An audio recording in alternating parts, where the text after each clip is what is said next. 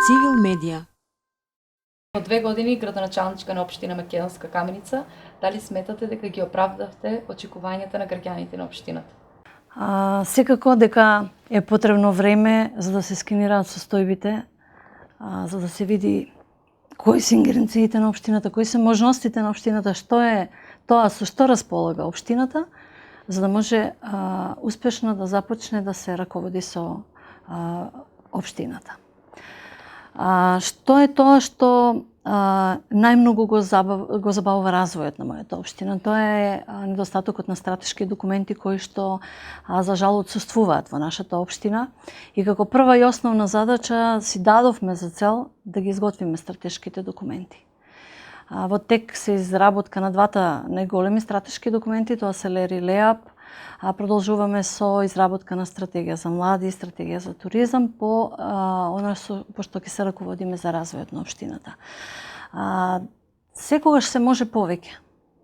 Што и да колку и да се направи, колку и да сметаме дека сме направиле максимум што сме можеле, секогаш може повеќе. Но најважно е да се задоволат потребите на граѓаните, но и како јас што велев во мојата поранешна професија е да се постави точна дијагноза кога ќе го дијагностицирате проблемот, тогаш лесно доаѓате до решенијата. Колку вие како градоначалничка на општина Македонска Каменица се залагате за спроведување на транспарентни и одговорни политики?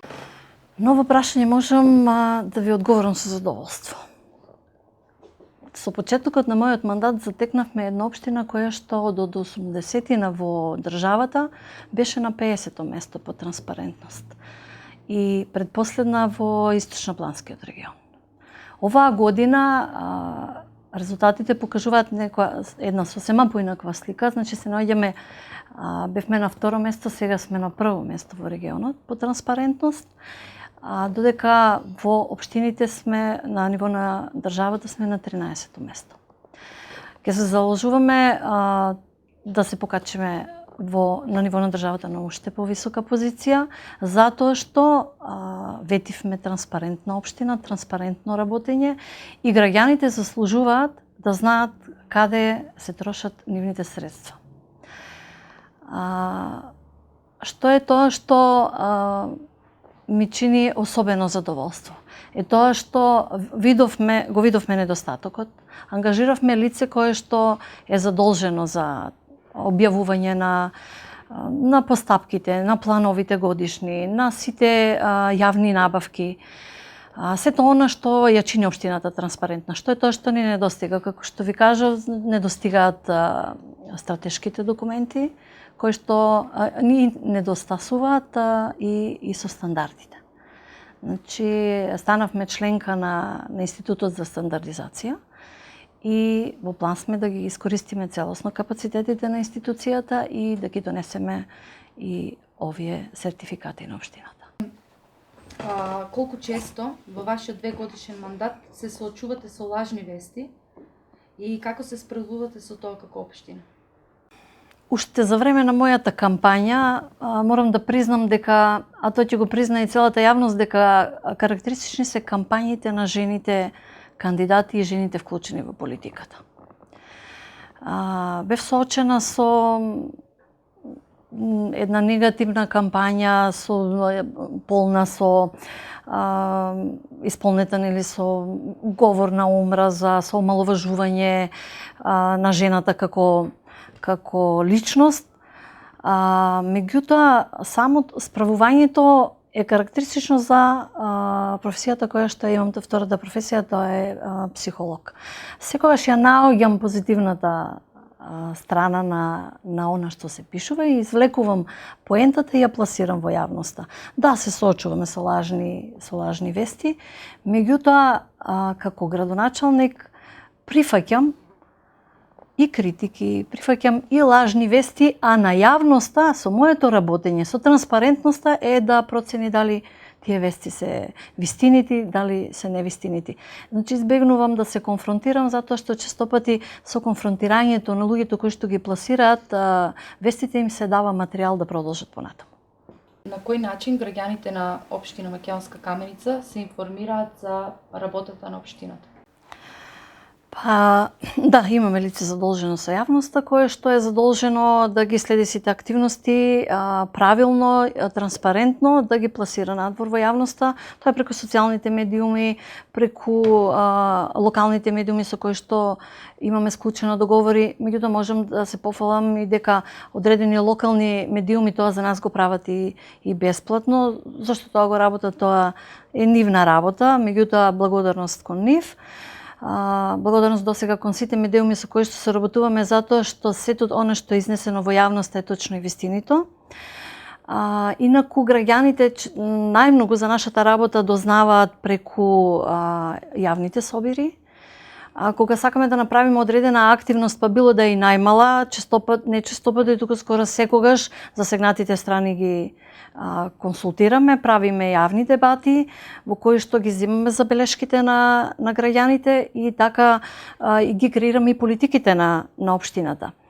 Друго едно нешто што е карактеристично кога во предизборието ветивме отворена општина, многумина се прашуваат дали тоа отворена општина ќе биде еден ден во кој што вие ќе ги примате граѓаните за нивните потреби за белешки.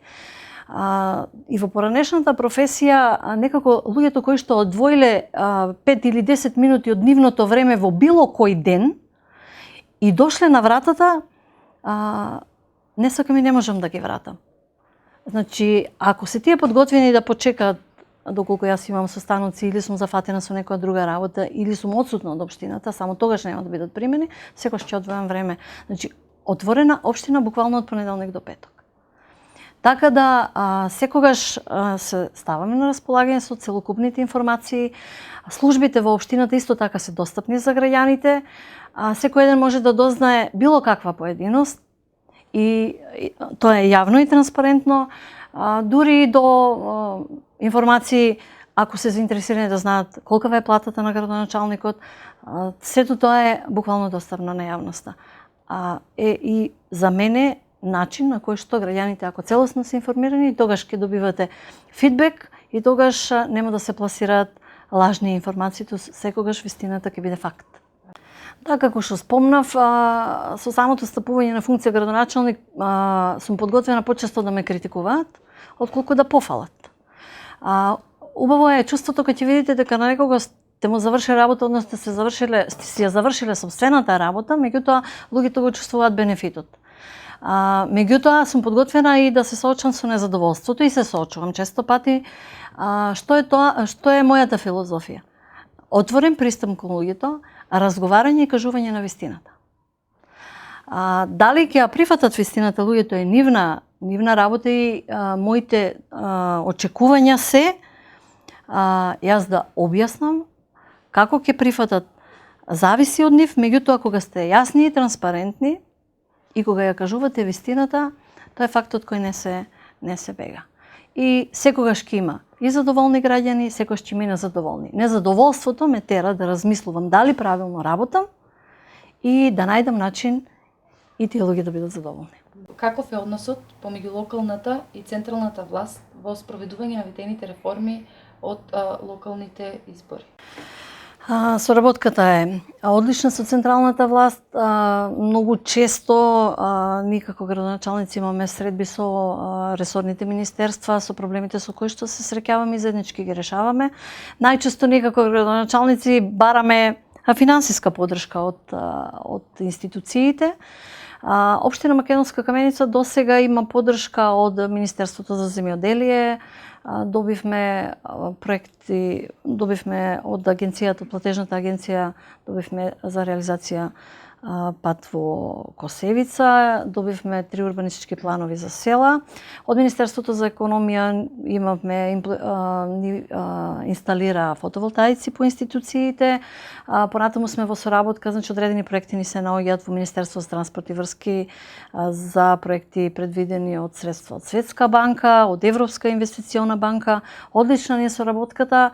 Што е тоа што нематеријално мене ми чини задоволство е тоа што заеднички со Министерството за труд и социјална политика направивме еден историски потек. Тоа е донесување на новиот закон за рудари исклучително важен и на општо задоволство на сите вработени. Тоа е, значи, со наполните 40 години стаж во јама, значи, слушав негде, па 40 години кој може да работи во јама, не, тоа се 40 години со вкупно бенефициран стаж, или старост на 50 години веќе рударите можат да одат во пензија. Тоа беше пред 20 на години, кога нашите, уствари, беше 2007 година беше укинат стариот закон. До 2007 година беше тој закон и верувате дека на рударите тоа им е насушно потребно. Цивил медија